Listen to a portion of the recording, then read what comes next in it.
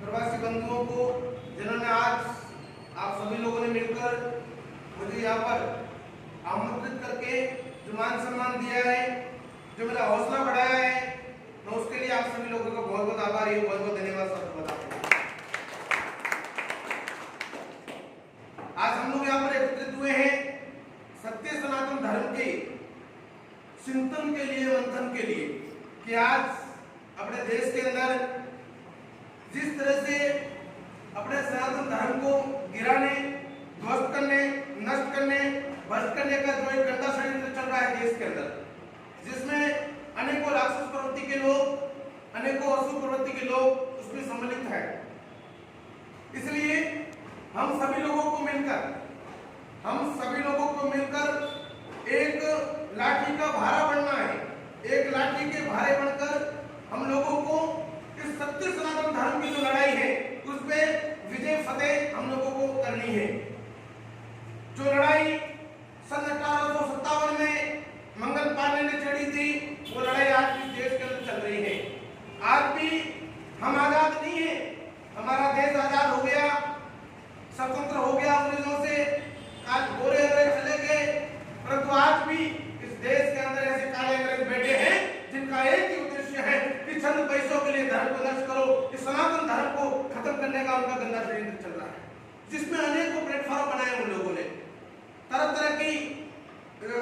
तरह के एजेंडे अपनाए उन लोगों ने कि किस तरह से हम इस धर्म को, सनातन धर्म को नष्ट करें, खत्म करें, ताकि हम इस भारत के ऊपर पूर्ण कब्जा कर सकें। आज हम लोग 15 अगस्त 26 जनवरी मनाते हैं, अनेकों त्योहार मनाते हैं, होली दीपावली मनाते हैं, हम लोग रक्षाबंधन मनाते हैं, ऐसे अनेकों सत्य सनातन धर्म के हम लोग त्योहार मनाते हैं, खुशियां मनाते हैं, मिठाइयां बांटते हैं। बांटना चाहिए, मनाना चाहिए, परंतु क्या कभी किसी ने सोचा कि जो त्योहार हम लोग मनाते हैं, जो सत्य सनातन धर्म का जो हम लोग त्योहार मना रहे हैं, वो त्योहार मनाने के लायक हम हिंदू है या नहीं? क्योंकि सत्य सनातन धर्म की जो इन त्योहारों की जो जड़ है वो गौ माता है। 4 वेद से शास्त्र 18 पुराणों में जिसको विश्व की माता का दर्जा दिया गया, संपूर्ण विश्व की, वो केवल हिंदुओं की मां नहीं है, संपूर्ण विश्व की माता है। परंतु आज दुर्भाग्य इस देश का कि भारत जैसी भूमि, ये संतों की भूमि, ऋषियों की भूमि, रामकृष्ण और महावीर की भूमि, अहिंसा परमो धर्म की भूमि,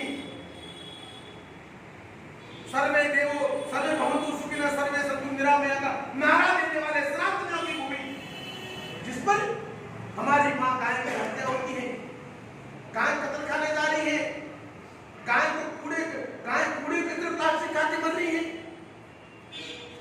किसी की खेत में तो गाय चली जाए तो गाय को कुल्हाड़ी मार के उसको घायल कर दिया जाता है। कहां गई मानवता? ये वही भारत देश है। हम सनातनी, हम उन दुष्टों को, राक्षसों की बात तो करते ही हैं, वो तो राक्षस है ही है, परंतु आज दुर्भाग्य हमारा कि हमारे आप लोग प्रवास में बैठे हो, परंतु मैं आए दिन इस चीज के लिए भागदौड़ कर रहा हूँ। पिछले 18 सालों से मेरी लड़ाई चल रही है, मैं लड़ रहा हूँ। मैं अनेकों यातनाएं, अनेकों मुख में झेलने के बाद भी, सुमाने मुख में और 34 साल का हमला होने के बावजूद भी मेरी ये जंग नहीं जा रही है कि चिड़िया भी सत देखकर दाना चुगने जाती है। वो भी हिंदू के छत पर जाती है, उसको पता है कि ये सनातनी की छत है, यहाँ पर जाऊंगी तो मुझे दाना पानी मिलेगा। और कोई बड़े के पजामा, छोटे के कुत्ते वाले की छत पर गई तो काट पीट के खा के हजम कर लेंगे वो लोग। हम वो सनातनी है, हम रामकृष्ण और महावीर की भूमि के जन्मे हुए सनातनी है, महाराणा प्रताप के आदर्शों पर चलने वाले लोग हैं, सरदार भगत सिंह के सपनों के भारत को देखने वाले लोग हैं, स्वामी विवेकानंद के सपनों के भारत को हम लोग देखने वाले लोग हैं। परंतु आज लोग क्या हमारा खून पानी हो गया, या हम लोगों ने हाथों में चूड़ियां पहन ली, या हम लोगों को अंदर धर्म के प्रति कोई आस्था खत्म हो गई? आखिर में ये चीज क्यों हो रही है? मेरा काम एक ही है कि मैं मुर्दों को जगाने का काम करूं। हिंदू होने के बावजूद भी हिंदुओं का विरोध करना, हिंदू होने के बावजूद भी गौ तस्करों के साथ खड़ा होना, हिंदू होने के बावजूद भी लव जिहादियों के साथ खड़ा होना, हिंदू होने के बावजूद भी सनातन धर्म के विरोध में झंडे लेकर सड़कों पर निकलना, ऐसे मुर्दों को जगाने का काम है। अगर जाग जाए तो ठीक है, करना। मैं देश के नौजवानों से मैं अपील करना चाहूंगा कि ऐसे राक्षसों का वध हमारे पूर्वज भी करते आए थे जो सत्य सनातन धर्म के विरोध में है। तो धर्म की लड़ाई में अगर कोई बीच में टांग अड़ाता है तो ऐसे राक्षसों को समय समय पर दंडित करने का जो प्रावधान है वो हम लोगों ने ही शुरू नहीं किया, हमारे 7 पीढ़ी से चलता आ रहा है, युगों युगों से चलता आ रहा है। आज हम लोगों ने एजेंडा चेंज कर लिया, पता नहीं किसके कहने पर कौन ये परंपरा लेके आए भारत के अंदर, किसने हमें कैंडल पकड़ा दी, किसने हमें धरने सिखवा दिए, किसने हमें ये मौन व्रत आंदोलन सिखवा दिए, मुझे नहीं पता। क्योंकि मैंने जहां तक मैंने जो इतिहास पढ़ा है, मेरे इतिहास में न महाराणा प्रताप ने कभी कैंडल लेके निकले थे, न छत्रपति शिवाजी महाराज ने कभी धरना दिया, न झांसी की रानी ने मौन व्रत किया, न सरदार भगत सिंह सड़कों पर निकले थे। उन लोगों ने धर्म की रक्षा के लिए विधर्मियों का विनाश करने का जो एक बढ़िया एक प्लानिंग के तहत एक सेना एक टुकड़ी बनाकर विधर्मियों का नाश करने का जो उन लोगों ने जो रास्ता चुना था, तो उनके रास्ते पर चलना चाहिए। क्या हाथ जोड़ने से किसी को राजपाट मिला है? क्या हाथ जोड़ने से यहाँ से अंग्रेज गए हैं? सरकार चलाने से अंग्रेज नहीं गए यहाँ से। भगत सिंह के भय से यहाँ पर गए थे, भय बिना प्रेत ना हुई, रामचंद्र मानस की बात कही गई। परंतु हम लोग उस चीज से हट रहे हैं कहीं न कहीं से। इसलिए मेरा निवेदन है देश के नौजवान साथियों से कि जो ये सनातन धर्म को खत्म करने का जो एजेंडे हैं, जिसमें नंबर 1 गौ हत्या, नंबर 2 लव जिहाद, नंबर 3 लैंड जिहाद, बिजनेस जिहाद सहित अनेकों प्लेटफॉर्म उन लोगों ने तैयार किए हैं और उन लोगों का काम है कि कैसे भी करके उनको गुलाम करें। आप लोग लड़ नहीं सकते तो बोलो, बोल नहीं सकते तो लिखो, और लिख नहीं सकते जो लोग काम कर रहे हैं उनके साथ में कम से कम खड़ा उनको सपोर्ट करो, और कुछ नहीं कर सकते तो कम से कम मुंह पे पट्टी लगा के घर में बांध लो, बैठ जाओ। परंतु जो लोग इस देश के अंदर सत्य सनातन धर्म की जो लड़ाई लड़ रहे हैं, गौ रक्षा की लड़ाई लड़ रहे हैं, इस राष्ट्र की लड़ाई लड़ रहे हैं, उनके खिलाफ में टीका टिप्पणियां करके उनको बदनाम करने का कार्य नहीं। मेरा आज आप सब लोग यहाँ पर एकत्रित हुए, मैं आप लोगों को पुनः धन्यवाद देना चाहूंगा और आपसे निवेदन करना चाहूंगा कि मैंने मेरा जीवन इस सनातन धर्म की लड़ाई के लिए झोंक दिया है और मैं आजीवन संकल्पित हूँ। लोगों ने कई अनेकों भ्रम फैला रखे होंगे, कई झूठे मुकदमों में मुझे फंसाने का प्रयास भी चल रहा है और किया भी है, और ये जेले वेले काटना मेरे लिए कोई बड़ी बात नहीं है। मुकदमे बड़ी है, आज 44 तक पहुंचा है आंकड़ा, कल 100 तक बढ़ जाएगा, मुझे कोई अफसोस नहीं, कोई पछतावा नहीं, क्योंकि धर्म की रक्षा के लिए, धर्म की लड़ाई के लिए इस देश में 15-15, 16-16 साल के नौजवानों ने जब फांसी पर झूलने के लिए तैयार हो गए, तो ऐसे जो छन्नों की धूल है, ये मुकदमे जेले से मुझे कोई फर्क नहीं पड़ता। परंतु मुझे फर्क तब पड़ता है जब मेरा हिंदू भाई हिंदू होने के बावजूद भी इस धर्म की लड़ाई में मेरे साथ में खड़ा नहीं होता। मुझे तकलीफ तब होती है जब कोई मेरा भाई सनातनी होने के बावजूद भी तिलक लगा के जो मेरे किसी सनातन का विरोध करता है, मुझे तकलीफ तब होती है। इस देश के अंदर अनेकों आतंकवादियों ने, इन जुमलेबाजियों ने, इन जॉकरों ने, इस देश के अंदर अनेकों जॉकर है गोल टोपी वाले, उन लोगों ने ऐसे ऐसे उग्रवादी पैदा किए हैं और ये भारत देश के अंदर न जाने कितने लोग हैं जो बिक जाते हैं, संद पैसों में बिक जाते हैं, संद पैसों में बिक जाते हैं वो लोग। देखा हिंदुस्तान की राजधानी दिल्ली में खड़े रहकर भारत तेरे टुकड़े होंगे के नारे देने वालों को गले लगा लिया, उस व्यक्ति को, उस कंस को जिसका नाम दुर्भाग्य से कन्हैया है मगर वो कंस है, उस कंस को किसी पार्टी ने गले लगा लिया।